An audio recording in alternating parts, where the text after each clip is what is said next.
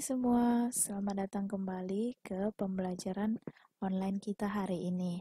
Hari ini kita akan belajar mengenai pengolahan data. Nah, untuk lebih singkatnya, apa saja sih bagian-bagian dari pengolahan data? Mari kita lanjutkan ke slide yang berikutnya. Oke, untuk yang pertama, dalam pengolahan data itu ada namanya rata-rata hitung atau min. Nah, rata-rata hitung biasa juga disebut dengan min, yaitu jumlah nilai suatu data dibagi dengan banyaknya data. Jadi, dapat kita tuliskan sebagai berikut. Rata-rata sama dengan jumlah data per banyak data. Nah, untuk lebih jelas, kita lihat contoh yang berikut. Berikut ini adalah data nilai ulangan 10 siswa kelas 6 SD. Nah, ini adalah datanya. Kemudian yang menjadi pertanyaannya adalah hitunglah rata-ratanya. Nah, ingat tadi banyak datanya ada 10 siswa, maka banyak datanya sama dengan 10. Jadi, rata-ratanya dapat kita buat jumlah data. Nah, jumlah data ada kata jumlah, berarti kita harus menjumlahkan semua datanya ini.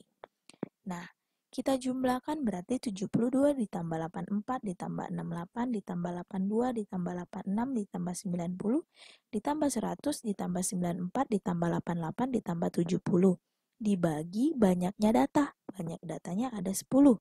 Kemudian hasil dari penjumlahan dari data ini adalah 834. 834 dibagi 10 sama dengan 83,4. Jadi, nilai rata-rata 10 siswa kelas 6 adalah 83,4.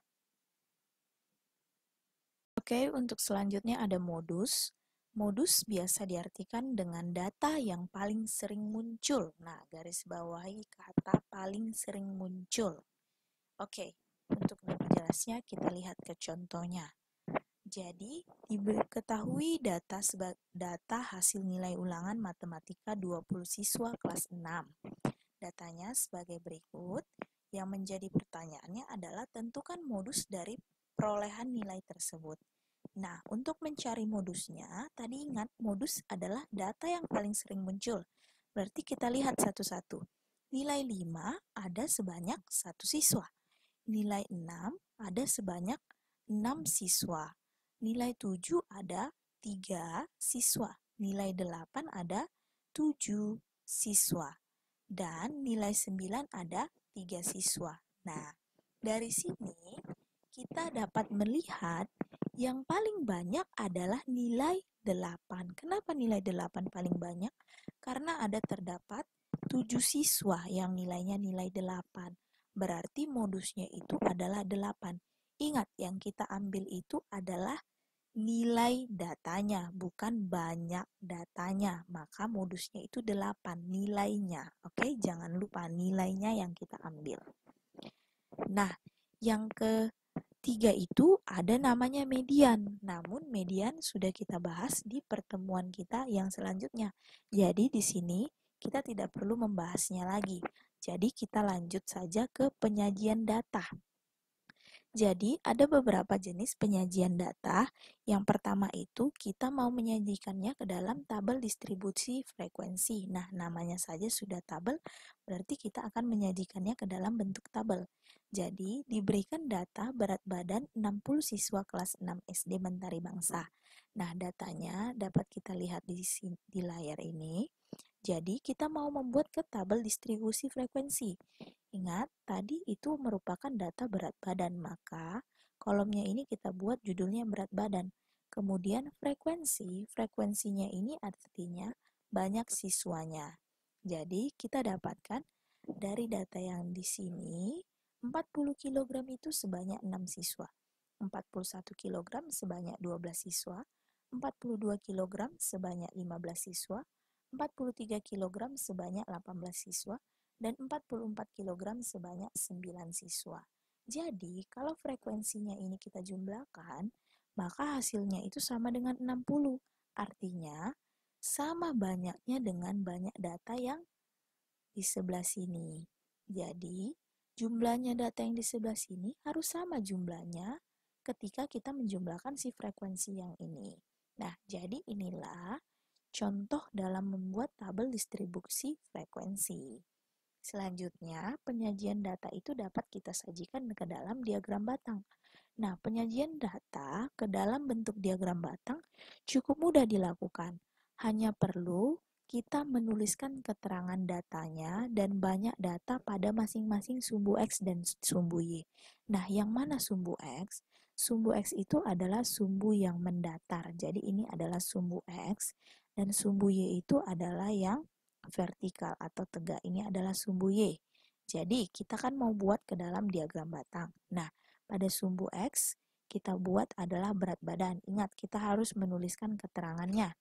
Pada sumbu Y, kita membuatnya banyak siswa.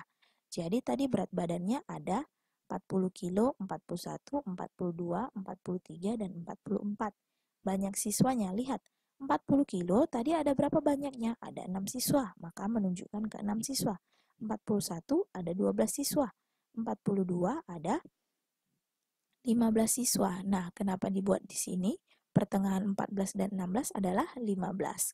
Kemudian 43 ada 18 siswa. Dan 44 ada 9 siswa. Dia adalah pertengahan 8 dan 10. Nah, untuk penentuan skalanya ini, kalian bebas mau menentukannya. Boleh skala 1, boleh skala 2, boleh skala 3, boleh 4, boleh 5. Nah, kalau kita membuat skala 1, kan nantinya jadi panjang. Nah, makanya kita membuat ke skalanya 2. Nah, kenapa nggak skala 5? Boleh saja skala 5.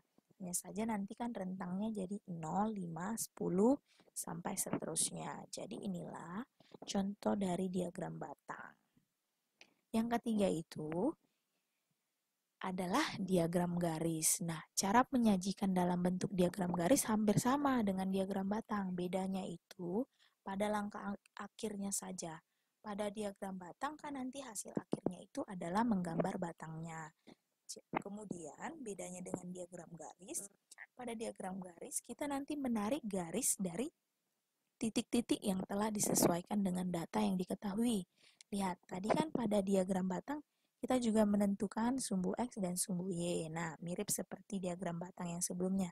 Kemudian kita menentukan 40 kilo ada 16 siswa, 41 12 siswa, 42 ada 15, 43 ada 18, dan 44 ada 9 siswa. Nah, dari sini pertama sekali kita buat titik-titiknya. Nah, seperti ini titik-titiknya kita buat. Nah, dari titik-titik inilah kita menarik garis-garisnya. Nah, karena itulah dia disebut sebagai diagram garis. Nah, selanjutnya itu ada namanya diagram lingkaran. Hanya saja pertemuan kita yang seminggu yang lalu kita sudah belajar mengenai diagram lingkaran. Jadi, pada pertemuan ini tidak perlu kita bahas lagi. Nah, jadi dalam pengolahan data itu ada mean atau rata-rata, ada modus, dan ada median. Nah, penyajian data itu bisa kita sajikan dalam bentuk tabel frekuensi, bisa dalam bentuk diagram batang, diagram garis, ataupun diagram lingkaran. Nah, sampai sini pembelajaran kita hari ini. Terima kasih.